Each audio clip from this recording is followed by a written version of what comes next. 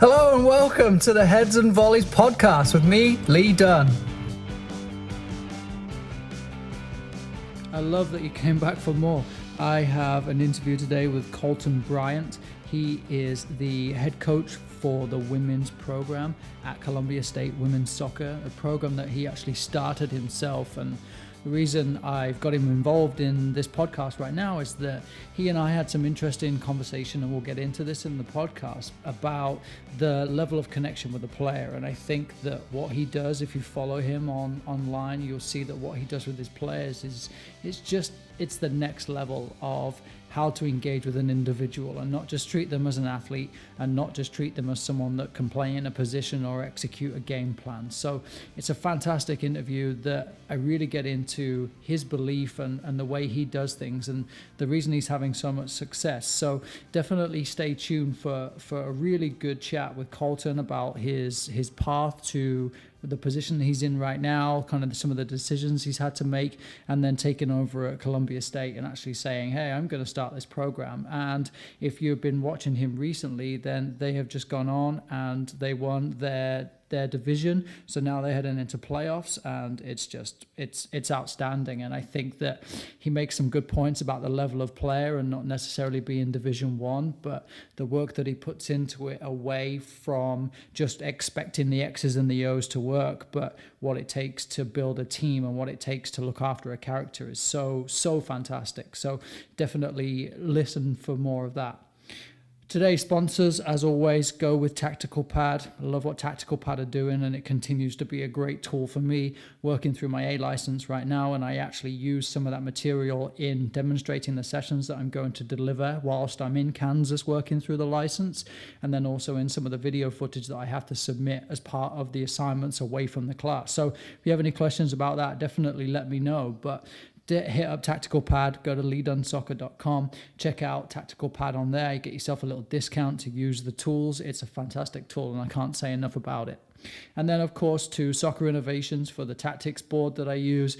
Is so simple, just to show the players what you're doing as you're moving the X's and O's around and say, this is you. What do you think here, or what do you think there? So Soccer Innovations, Tactical Pad, you two are fantastic. And if I'm a soccer coach looking for that next level, those are two things that I'm definitely going to consider.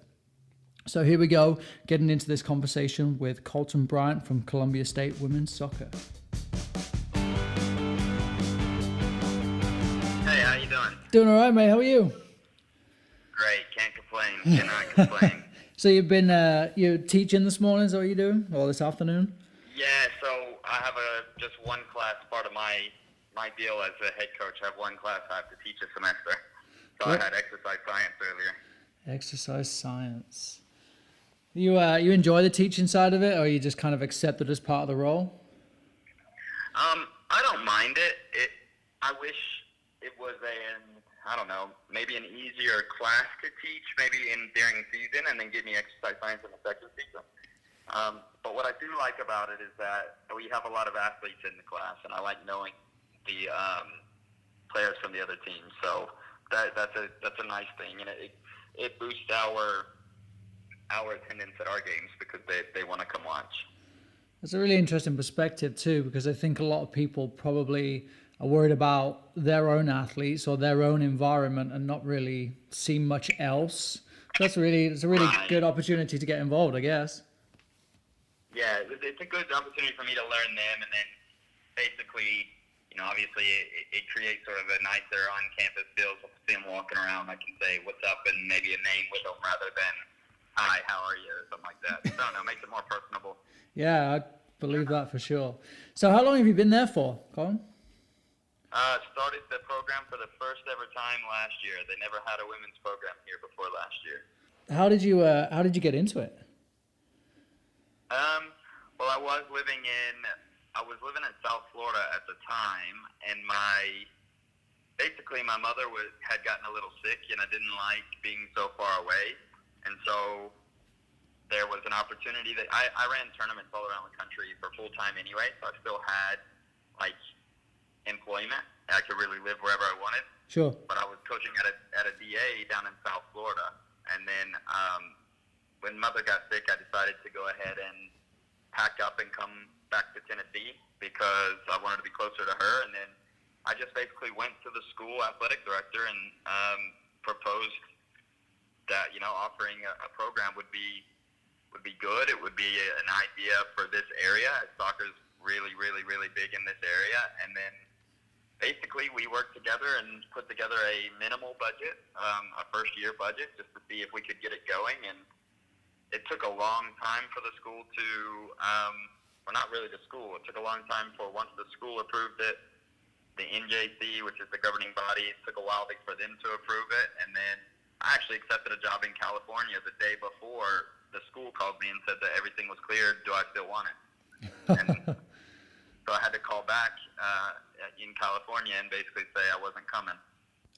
Kind of overview for somebody to see that. And I speak to full-time coaches all the time, and a lot of the time they say that to be a full-time coach, they're scraping pennies, they're working so hard and they're coaching so many teams. But I think if you see a bigger picture like this, there are so many opportunities in which you can create your own pathway, and you can effectively build your own, like you have done. You've built your own program, and you find somewhere that is clearly going to benefit from something like this. It's an interesting perspective for somebody to look at it in a different way instead of relying on the typical club environment. I don't want it to be, I guess, misunderstood at all in the sense of, my deal for the first year, I was very fortunate that I ran tournaments all around the U.S. And was a full-time director. But I'm not going to lie. My first year here at the college, it was a bet. It was a gamble on myself. It was a gamble on local talent. And then the deal was I had to take my first year. I was part-time. I only was on a $10,000 contract. And then my recruiting budget was a lot less than what it was supposed to be and whatnot. But to be full-time, I think there's a certain level of work you have to meet and you have to prove. But I feel like once you've done that, and even once you've done it in a different place, like I had been on staff for a national championship in 2013, but I still had to prove myself here, which was fine with me. I was willing to do that. That was part of my deal. So it's a very interesting perspective, but it was a lot of work. It was a lot of work to get it all going. So you've always been interested in the college game? Is that where where you're pushed to be, or is that something that you just kind of fell into? In terms of when someone says they got lucky and they strolled upon something, it really is what happened. I tore my ACL for my third time going into college, and basically my doctor said, you can't play anymore. It won't be ideal. It won't be good. And instead of my coach, I'm very fortunate that I chose a head coach that was very good and understood a lot more than just, winning him games and whatnot. And he actually got me into coaching through doing little, day camps around the local area. And then just basically when we won nationals and he left, I basically took all of his day camps. He gave me all the contacts, and I started a training-based academy off of it. And then that's how I own something called Premier Football Tech now. It's just training for private sessions or group sessions, and now we have a recruitment thing off of it. But it all started by me getting hurt and my coach saying, hey, you can still help, and then your side job to fulfill your scholarship will be to be a student assistant, and you'll have to assist. And so I basically did all the grunt work for him for a long time. I remember one summer my job was to find every NAIA team in the country and have their head coach, assistant coach, everybody's email addresses put into a database. That was one of my jobs to fulfill my scholarship, and I had to do it. Yeah.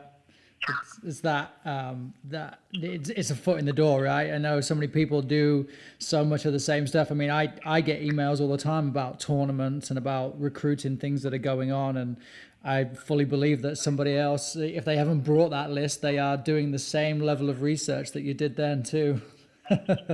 You Exactly. You have a new appreciation for the side of business when you go through that sort of stuff. Exactly. And I was doing that at 17, 18, 19 years old. So I got a lot of, that type of experience early. And then, honestly, the way I became a tournament director was so funny. We used to, as players, have to work tournaments hosted by a booster of our program. And, well, I say booster. He donated to the program for us going out and working. And I guess, did well as a field marshal. And then the next year I became, given a leadership role to move the boys around, keep them all on different time frames, blah, blah, blah. And then by my junior, senior year, I was basically doing the tournament myself. And then the main director could actually get another one going because I ran it from that complex. So then it ended up, he offered me a full-time job as soon as I graduated. I'm telling you, it's crazy how that led to another. I mean, we ended up running Colton Bryant, which is the biggest youth international tournament in the country. And while I was in school, they always, how when people go on visits, you always have those ambassadors of the school show you around. Yeah. Well, I was a chatterbox, and I always did that for our school and never asked for a scholarship because, to be honest, I didn't know you could get one. And then one day, one of the doctors of the school came up to me and was like, "Hey, we know you like soccer. We know Messi is from Rosario, Argentina, and we're partnered with a school in Rosario. Do you want to go?"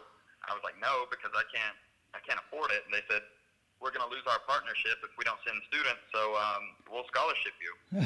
Wow. So off I went. Yeah, off I went to Rosario, Argentina, and honestly, I saw I was walking distance from Newell's Old Boys, so it was about a 10-minute walk. So I just went and bugged the shit out of anyone I could until they let me be a janitor/cone pick-upper. And then next thing you know, I got to make friends with some of the coaches and then was able to work in their academy. And long story short, the academy director of Monterrey Rayados, who we hosted Copa Rayados for, was from Argentina. So when he met me and he learned that I lived in Argentina and had that experience at Newell's Old Boys, he let me go to Mexico with him in Monterrey, and I got to do some work in Monterrey, and it just literally I stumbled upon it. I was so lucky on everything, but I was prepared for the opportunity when it was there. So I guess that's where I'm proud of. I was happy I was able to do it, but I was lucky that the opportunities did come. That's incredible. That's the whole, and we'll get into kind of this culture. But if you have this culture about yourself where you're open and you want to learn and you can effectively go for anything that you think is really going to be beneficial to you, or even just kind of figure it out. I've been to so many situations where I think, actually, have I bettered myself here? Maybe not, but I've taken away something that I can learn from. And I think this is the same for you, that, hey, I've got this opportunity to go. Why would I not go? And then sure enough, further down the road, it just continues to deliver. Exactly. Doors are, as soon as they open, you don't just walk back out of them. I don't believe in burning bridges. I think that once you walk through a door, multiple doors open, and it's just a matter of, at the end of the day, it's just doing what you can do and the best you can do every time you do it. Just roll with it, right? It's I guess that's the great thing about soccer too. It's global, so you can go. I came from the UK, and now here I am living in California, working on the field 4 days a week and working for a youth soccer league, and it's an incredible world, but it's still the same game, and it will continue to open doors and continue to take me to places that I could never imagine, all because of just rolling with it and loving the game. So then you got your master's in coaching education. I had no intention of starting my master's straight away, but I got a call from a recruiter from Xavier for a master's program, and at first I told her, I was like, no, I'm not going to do it. I can't afford it. And then she just kept bugging me, but I guess it worked. So I just was like, you know what, screw it, I'll do it. So I actually didn't mean to do that either. They just kind of annoyed me, so I did it. People are going to listen to this and be like, man, I got to get some of whatever he's got in his life. No, but honestly, it's when people talk to me, and there's a lot of people that'll talk to me and be like, no, you got to be BS in this, and that's not the case. It's actually not the case at all. I've just really been fortunate. I really have been blessed with, I guess, just opportunities that just happen to pop up.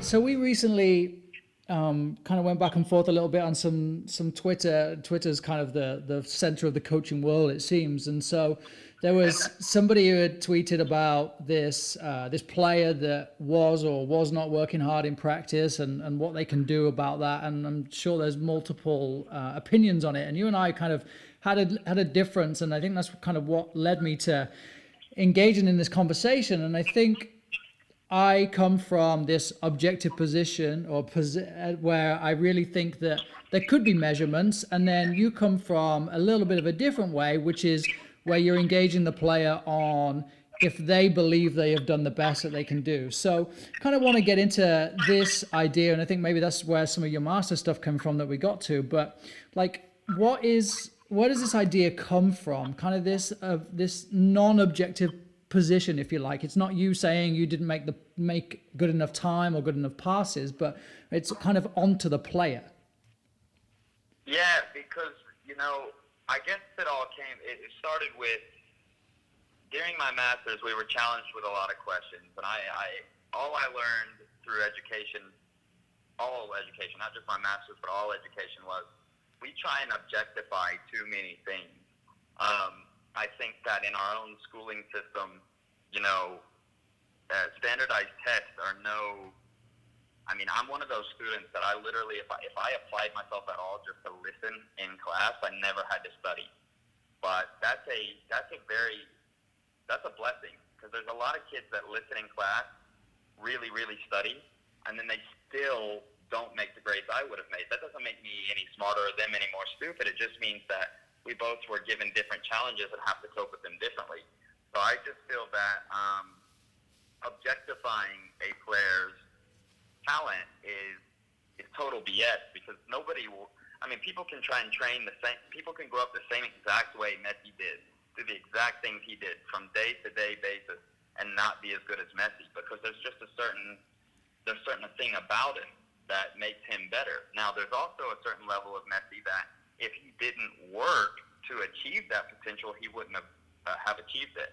So then my view on success and my view on development is, if a player can genuinely say they've done their absolute best, whether it's in training, whether it's how they're eating, whether it's outside exercise, honestly, whether it's just total life balance, because there's a lot of athletes that work really, really, really hard, and they don't have that social balance on the outside, and next thing you know is, it's not that they beat themselves up through overthinking and maybe even little hints of depression because they're not reaching the level they want to, rather than the athlete that may not be working as hard but has the social interaction and the social help on the outside that pushes them each and every day. And as long as they're doing their best to reach their potential, I think that at least puts the ball in their court, and we can objectify by how happy they are. If you don't succeed in terms of a result, but you did your best, then you're never too upset. Like, I've never been upset when my teams have lost, as long as I know we did our best to prepare.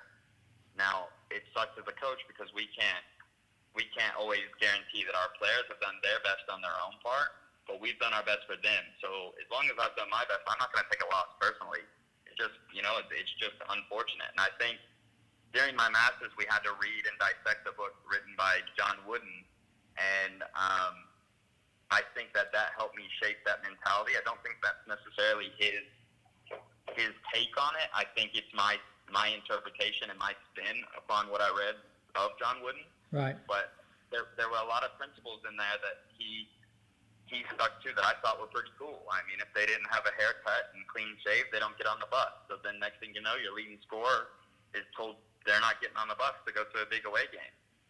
How many coaches would do that today? And at the end of the day, are coaches favoring better players over the non-better players? And if you can't hold, it's the little things that if you hold them accountable for, that they're not able to achieve, as simple as, a certain haircut that he knew about way ahead of time, or a certain way to look, which I don't necessarily believe in, but I do believe in I think we gauge it too much upon how others can do, not necessarily how that individual can do. So that makes sense. Yeah, it does, and I agree with you that there can't be this, like, I guess, this standardized measurement, right? So that's kind of where I think maybe I'm looking at it from. So we expect every player to be able to do X, Y, and Z. And that's where I think I kind of struggle with some clubs that will have like a curriculum that by 13, every player will be able to do all of these things. And so maybe you talked about like a kid falling through an agility ladder when you know that last week they were doing the agility ladder and they did it just fine. So from a personal perspective, I know if I go to the gym and I have a hard day, I know that sometimes I can't always lift the same weight or perform the same actions that I did, but inside perhaps I can say, well, I turned up, I gave it my best shot. So then how do you have that conversation with an athlete or with an individual? And I guess it might be two questions in that you see the player is struggling, but you feel like they're trying.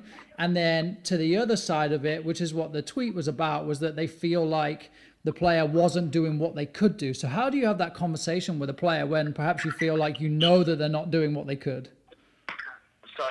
And that's where I think I needed to be better when replying. I just think that in the character limit, there's not a proper answer to it outside of, I'm going to be honest, outside of, you put it on the notes and everything, like the coach-athlete relationship, there's a certain level of trust you have to build with a player to be able to go up to him and say, I know that's not your best. There's also a certain level of trust you are building while you're learning that player when you're saying, hey, keep going, keep doing what you're doing. So maybe, like you said, when you go in the gym, you did better last week, but instead of you saying, well, I'm here, I'm trying, that's good enough, well, it's I'm here, I'm trying, what way can I do? And then if you can't do what you did last week, but you do 20 pounds lighter, and that was the max you could do while getting your results, well, then that is good. But it's not good enough just to say I'm here. So I think that's where the misconception comes in, and that's where my players all know. See, I'm in a different situation. I'm in a collegiate setting, so it's probably different than what he was even asking. But for me, it's a matter of building the relationship with them, and then like breaking that down to that key form. Like I know if a player's not doing what they can do, I can give them scenarios, and if I want, I can go get film and show them what I know they can do. And at the end of the day, it's a trust thing, because most of my players look at me and say, you know what, I know I'm sorry. And I'm like, don't apologize to me, apologize to yourself, because you're trying to get yourself to a level. I didn't talk you into playing soccer. Your parents didn't talk you into it, maybe at a young age, but now you're at the collegiate level. If you're here, you need to be here, like mentally, physically, emotionally. I don't need you. It's not good enough to just show up. I don't care if you're not putting the 30 goals in practice you normally would, but I care that you're getting the 25 that you can. I care that you finish the ones that, if you're in a dip in form, that's fine. A dip in form doesn't give you an excuse to miss a tap in. You make your tap in, and by making those tap ins, you'll find yourself back in form, if that makes sense. Absolutely, yeah, absolutely. It's not always being perfect, it's always trying to be perfect. Yeah. So then what do you, in terms of exploring the idea of building trust with players, and I'm currently going through my A license, and we're doing, the coaching is a portion of it, but there's so much that we're working through away from it. So we're looking at analysis and things like that, but we're also doing a lot of individual development. So working with players and setting in individual development plans and kind of goals, or at least beginning to inquire more about who our players are. And so so that to me is like a huge factor for building trust with a player, because then I can ask them questions about where they maybe want to go when they get to the collegiate level, if they want to play. So my kids are 13, 14. So we're looking at what high school do you want to go to? Where do you want to play soccer? Do you want to go to college? Do you want to go to the pros? And of course, most of them say, yes, they want to be a pro. But part of, I think, building trust with players will be that process of understanding who they are, because then they feel like you would probably understand them, and then they feel more comfortable in talking to you. So do you have like a process that you go through in building trust with players? And I'm sure in the collegiate environment it's a little perhaps easier because you see them more often. Yes and no. I mean, I think there's a certain, it's so hard for me to explain this, because I don't think there's a set tool, you know, like I always start out with hello, and then however the conversation goes.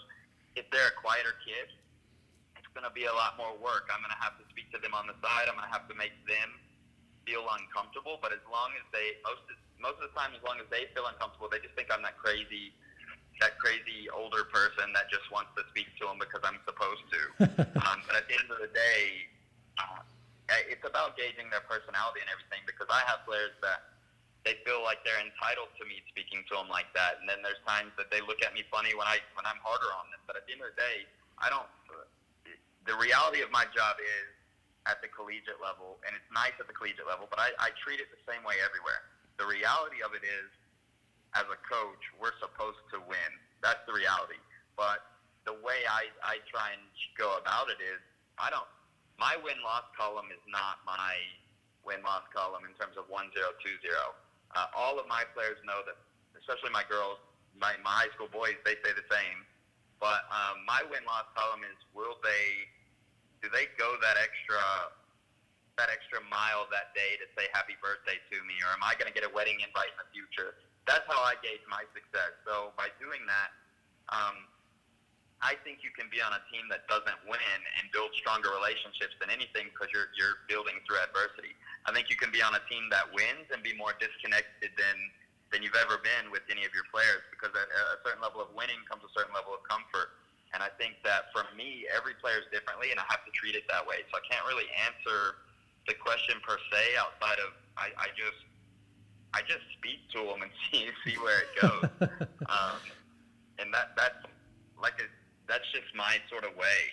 There's certain standards and relationships that they all have the same. So for example, specifically here with my college girls, is that I'll say hello, I'll be talking to you, I'll text you how you're doing, how's life going, you can talk to me about anything, but I'm not having the, hey, you going anywhere tonight, like going out to a bar conversation. That's not the conversation I'm ever having. It's always, how are things at home? Are your parents well with you right now? Is your relationship not well? I'll speak to them about their boyfriends, whatever it may be, but that's sort of just talking about life.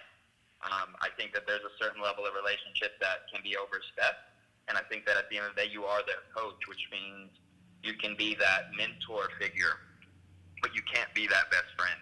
It's probably some of the most rewarding times when a player comes to you and says, Coach, I've got this issue, or Coach, what do you think about this? Like it's the best feeling in the world. Oh yeah, it's amazing.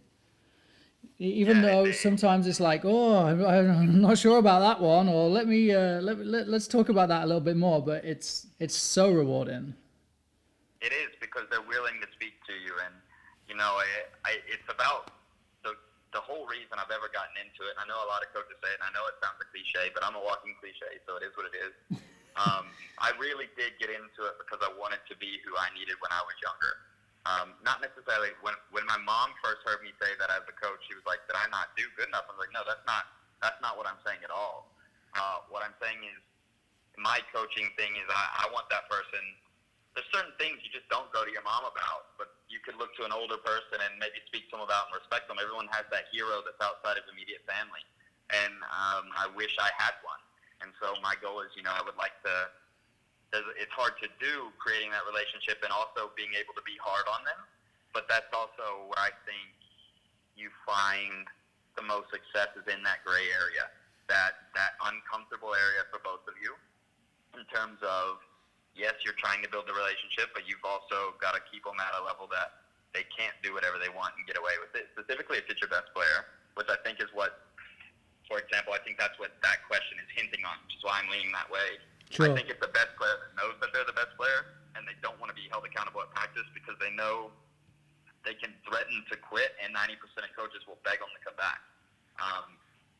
That's not my style. If my best player threatens to quit, I just tell them leave, because if you're threatening me, then there's certain respect that we don't have for each other now, and until we have it, it will never work anyway, so you don't need to be here. I think to go back to that kind of connection with players is, it's really easy to focus on the top 5% of your team. And I think a lot of coaches can acknowledge that. And then it's the rest of the players that you may forget about, or they're kind of on the fringe. And remember working through a meeting for my B license a couple of years ago, and part of the conversation was talking about your coaching manner and the way you present yourself. And one of the questions was about how many times you say certain players' names. And so when I did a filming of a session for the A license, I counted through it how many times I said certain players' names, and then the attitude towards those players. And there was one or two players that only ever had negative comments towards them or kind of instructional comments. And then there was other players who were the typical stronger players on the team that had those points coming to them that were, great job, or they were more engaging with them. And then I often wondered why certain players I could never really get more than 2 words out of, and then other players that I could connect to and talk to all day long. And that was a really interesting perspective, that you do have a team of however many players, and it's not just the 5% of top players. Yeah, and I don't think I think that's a good activity, but I don't think it's a fair depiction. So that's one practice. Nobody knows what led up to that. So what you'll often find is maybe if you're anything like me, I always make it clear I'm the hardest on my best players. That's the first thing that all my players know, is I'm going to be the hardest on my best ones, because I don't want anyone that's giving me less than what they can to say that I go easy on the best one. But with that said, there's let's say you're super, super hard on one, last practice, and you got that in mind, like your best player you were hard on.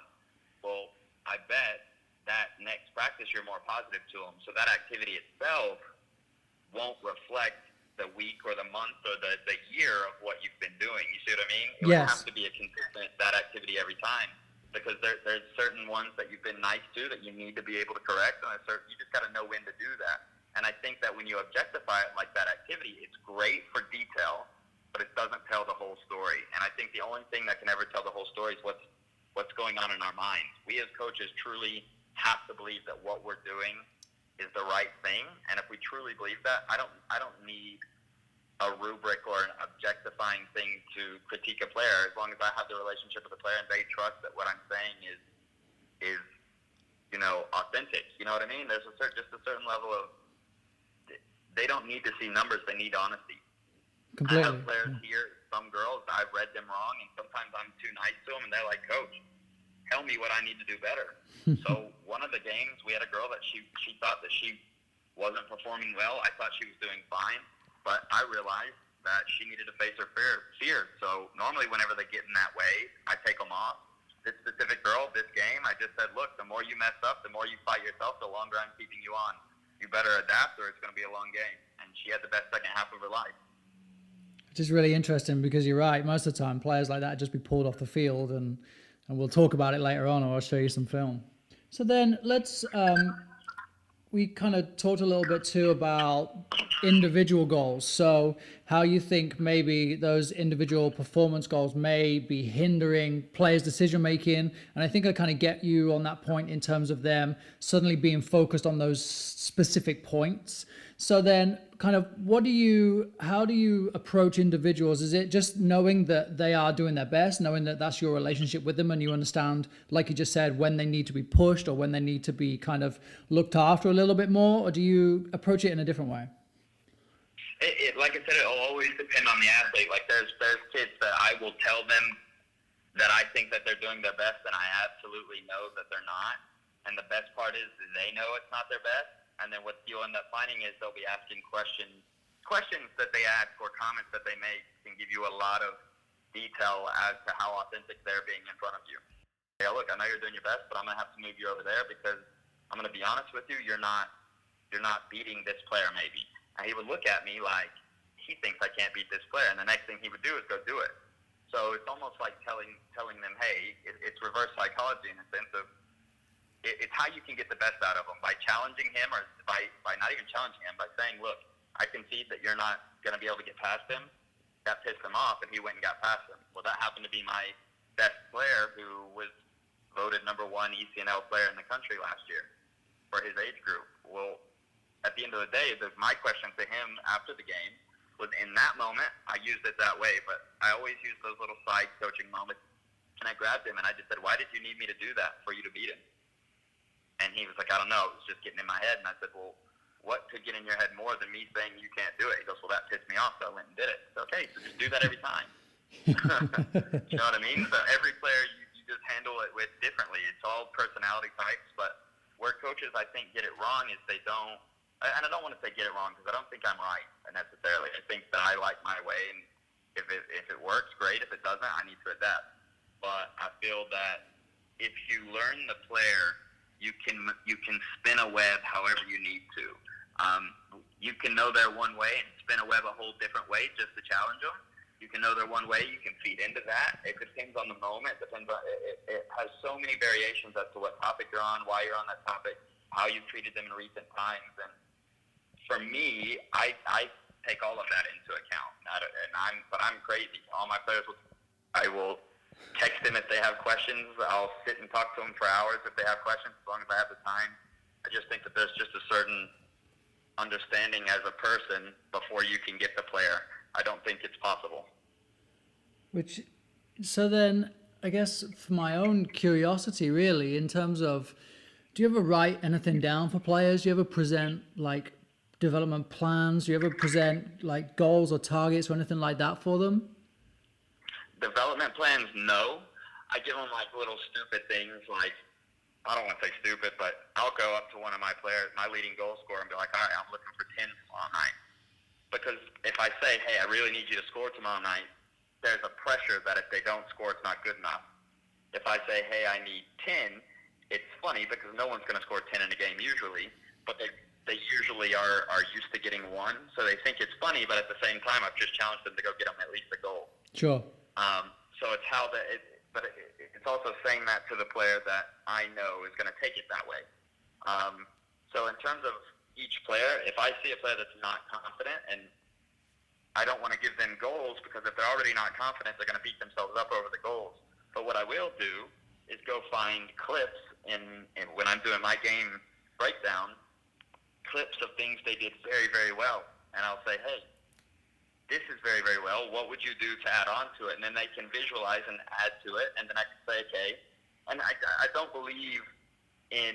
do believe in positivity. I don't believe in negativity, but I do believe you can be demanding without demeaning. I do believe you can give constructive feedback or constructive questions. So, for example, I might show them a clip of something they did that was horrendous.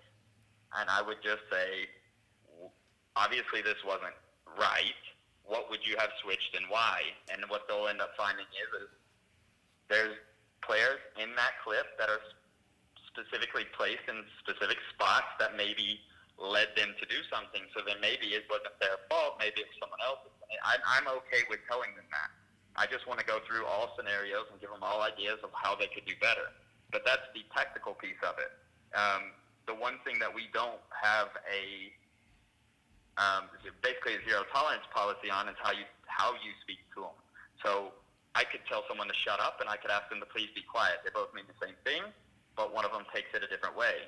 So how we speak to our teammates in, oh my goodness, what are you doing? Or, hey, good try, you'll do better, is totally different. So in terms of how they perform, that's fixable, but how we speak to people is always the same. We always have to be encouraging, always be positive. We can be constructive. But the players have that same free realm, if that makes sense. I don't know if I'm answering your question completely outside of our model is to always give our best and be the best and encourage to be the best. And what we find is by taking that personal route, that's something that if in a bad, you can be in the worst mood ever. You can fake a smile and you can fake a, hey, do better. You can. But you might not be able to always make that perfect touch every time. But if you can get the personable piece right, the tactical piece will come. It's just how it's delivered. So at the beginning of the season, we had a lot of struggle. Now we're getting through games a lot easier. But we had to learn each other. It had nothing to do with tactical differences, if that makes sense. It does completely. And I think that you pinned a tweet too about kind of this fun environment, even in an elite setting. And you mentioned that enjoyment plus potential equals the developmental environment, and then that developmental environment equals limitless potential. And so my understanding from that and what we've just talked about for the last 40 minutes or so is that you we don't have to necessarily put these things out. Like, I don't need you to score two goals in every game, and that's you being successful this season. But if I am creating an environment in which our language towards each other is correct, and I agree with you that you can say shut up or you can say please be quiet, and that please be quiet goes so much further. So then we know what our environment is, and that creates that limitless potential, because we are in a safe space. We're in a place where it doesn't matter what these written goals may or may not be, because we don't necessarily need them, because we're in a space where we are constantly striving to be better. Yeah, we have a cornerstone, which is belief. Our program was built off belief. And then our three pillars that there is no ifs, ands, or buts about it. You must meet these, and that is number 1, character. Number 2, hardworking. And then number 3 is, oh my goodness, I just went completely blank. Number 3 is organized. And that can apply to everything. So you can be hardworking and not organized. Well, if you're hardworking and not organized, you're the player with the chicken with its head cut off that's working really, really hard, but you're in the wrong spots. If you're organized and working hard, but you have a bad character, then you're that player that is a world beater, like he said in the tweet, in games, but then in practice you're not so good. If you're a player with good character and organized, but you don't work hard, well, then you're missing. Those 3 things, I think, are the things that are what keep everything together. So what we have to always strive to be, no one's always going to be the hardest working player on the field, but they can try. And we can definitely tell when you try and when you don't try. So there's the big difference. We can tell not everybody's going to have a perfect day, not going to react to everything perfectly, but we can try to not say what's on our mind when we want to, even during a bad day. Sometimes it slips, all of us. However, we can try. And the more we minimize the negative random things you say, and the more we minimize you not working hard, the more we minimize you not being organized, whether that's on the field or in life, that will maximize overall development and potential. So we're trying to minimize the things that, like, too many coaches will say, you're making these runs and it's just not good enough, blah, blah, blah, blah. Well, then what is good enough? They're trying, and they're trying. Oftentimes players will try their best based upon a practice, but they're doing their best, what they think is what the coach wants, and the coach is saying, well, this isn't good enough, but then what is? So it's about, okay, you've made this decision, that's fine. Here's other options and ideas. So if presented the same problem, maybe you can work through it. So I showed them that they did something wrong, and then I showed them how maybe other ideas of how to fix it. Or maybe not even that they did something wrong. Maybe they just did something, and that's not what I would have done. But it's all an idea. I'm just a coach. For me, is a part of the team. You're not a dictator. You just have a little bit more decision-making authority, if that makes sense. Yeah, and I wanted to get into kind of this team culture, and I know we've touched on it a lot, and I think it's really humbling when you can have a player approach you, and maybe perhaps in your environment, and maybe you can answer if it's like a captain type environment where the captains will bring things to you, or if anybody can. But I know from previous experience, I am open to any player approaching me. And last weekend we played 3 in the back, and this weekend 3 of the players said, I think, coach, that we could play 4, and here is what we could do. And I know my younger self as a coach with an ego would have said, get out of here, I'm the coach. But it's actually super humbling when your players, and it's really exciting actually, when your players are in an environment where they are comfortable and they're confident enough to bring things like that to you. So that's so hard to explain. What you've just said is what I've been trying to get at. It's not about being right or wrong. It's about the players being, one, like you said, comfortable, but also comfortable to speak to you. But my issue with my players last year was I get more offended as a coach if they're too afraid to talk to me, because that means that there's got to be something somewhere that I've not done right that they feel I will react in a way that is beyond what I should. Yeah, it's almost personal, right? Like that hurts that you didn't want to come and tell me that. Exactly, and that's how they all know I am about everything. Whether it's scholarships, whether it's during the recruiting process, I'm the same way. I tell every one of my recruits that I could care less not that I care less, obviously if I'm recruiting you, I want you, but if you commit somewhere else, I will be pissed if I find out online, not you calling me and telling me. It's just a respect thing, because at the same sense, I flip the script on them. I'm like, well, you're not entitled, and you don't have to do that. I also don't have to tell you if I'm offering you or not. You can find out that I offered someone else a different way. I personally would always call. So it's one of those. It's all about being personable, and I think people find it funny even when I tweet after someone will text me and say that they're committing or something. My reply is always something stupid, like this last one was, "Yo, welcome to the family," after they sent this long and real formal text. But kids are brought up saying that they're supposed to talk to us a certain way, but I feel like you should speak to people. I don't know how to explain this, but through the vibe you get off them. So if a professor is speaking to me and they're really nice, they're really cool, I don't need to be so formal all the time. I go along with, you read people and then you react how you read, if that makes sense. Completely. So every player, you can tell certain things, and if you need to be more formal with them, that's fine. I can be as formal as I need to be. But if you can tell a player is nervous or whatnot, maybe I just go and say something stupid off the bat to make myself look worse, just so they feel more comfortable saying, oh my goodness, he messes up too. So if I mess up while speaking, it's not a problem. Every problem is a perceived interpretation of action. So every problem could normally be solved by a conversation. A lot of times we build a scenario in our head that doesn't exist. So for example, we had one with a player.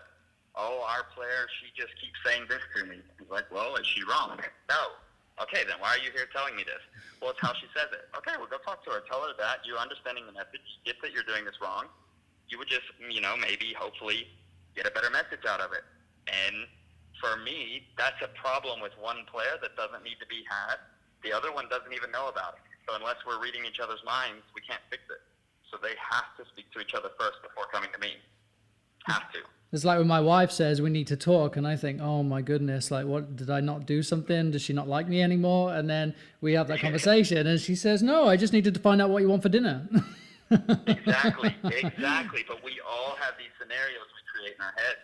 So my thing is just have the conversation. Just have it, because most of the time it's a misinterpretation, or you might find that there is a bad apple somewhere within the group that's changing words. And by doing so, by having conversations, you bring those bad apples to light, those story spinners to light. So I recently interviewed another one of my new friends, Byron, and he talked a lot about his team culture and how they have this motto of win the day. So regardless of results, you can always walk away, like you say, knowing that you have done as good as you could have in that moment, in that day, in that experience, in that whatever had happened.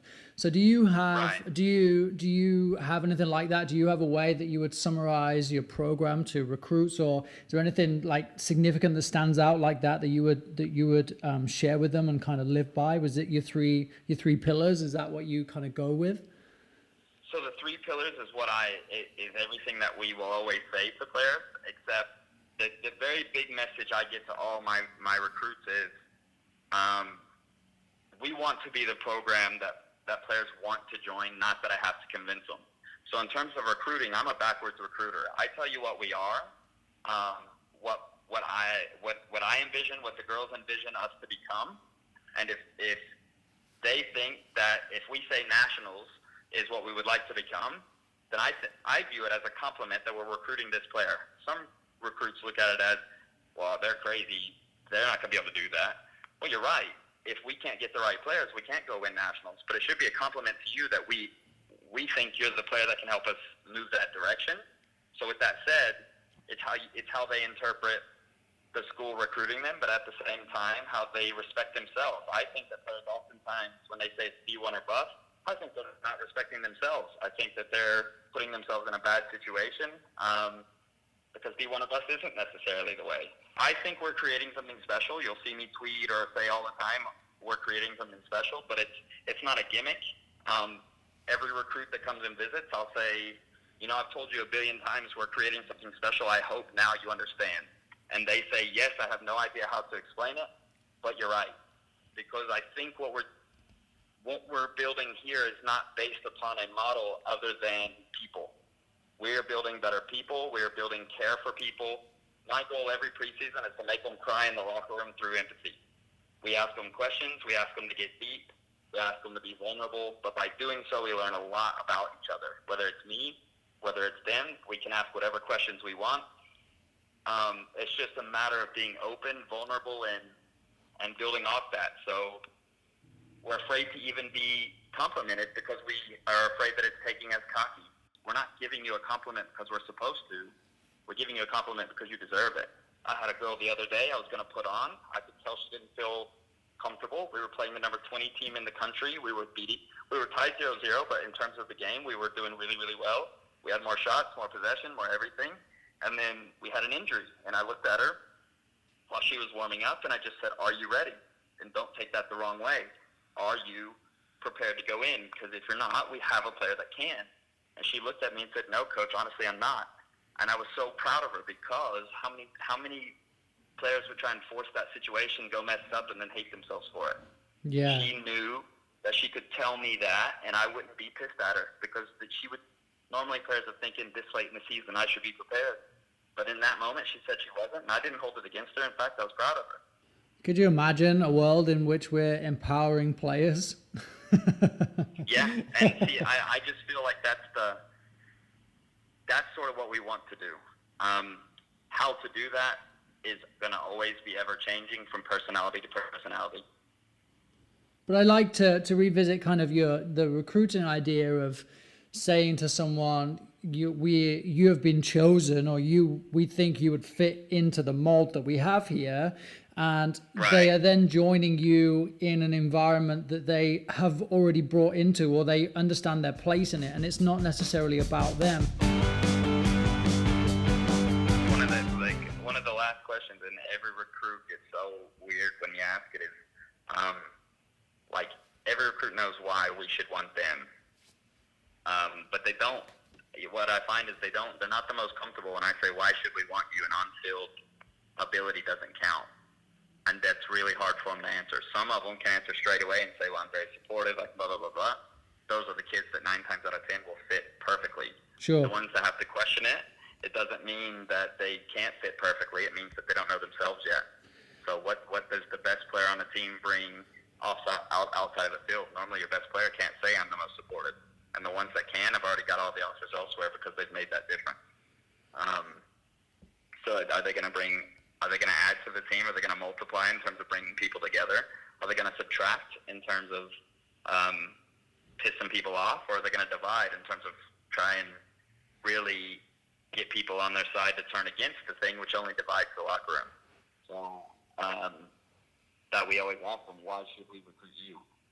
Outside of playing ability, and no Division I gonna commit to Duke the next day can look at me and say you're not good enough, because they don't know us on that level. They only know their athletic ability. So at the end of the day, what makes them different? We can find 100 athletes. We can find 100 soccer players. We can't find 100 great people.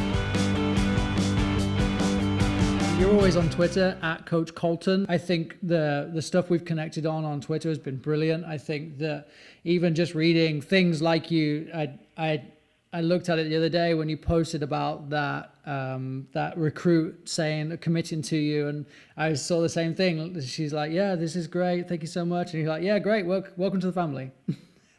Just brilliant. Yeah. I think so. I recommend everybody to come and follow you for sure to see what Colton's world is like. If anything. Yeah, absolutely.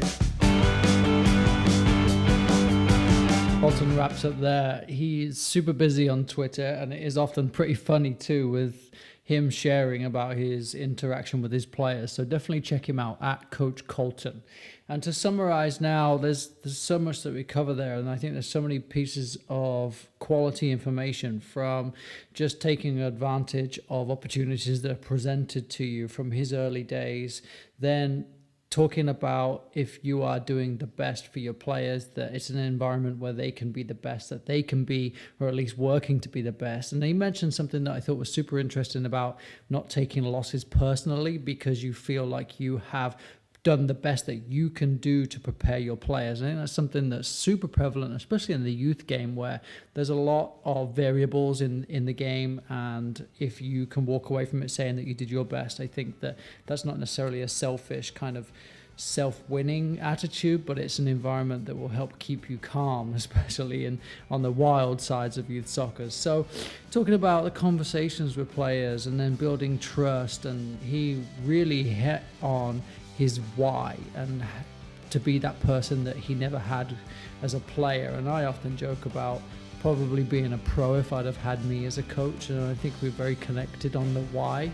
What is your why? Why do you do what you do? Why are you out there every day? Why are you working your socks off? So a huge thank you to Colton, a huge thank you to Tactical Pad, and of course Soccer Innovations. Support means so much to me because I get to use quality material and I get to tell you about quality material too. And don't forget to leave me a voicemail. Your voicemails mean a lot. I love to listen to them. I love to then incorporate them into future podcasts. So if you have a suggestion or a recommendation or some input, then I want to know about it. I want to put it out there. Always check me out at Lee Dunn Soccer on Twitter. You check me out on my website, leedunsoccer.com. I have plenty of blogs out there, and then more information coming soon too. So more coming very soon. Here it is, Lee Dunn Soccer.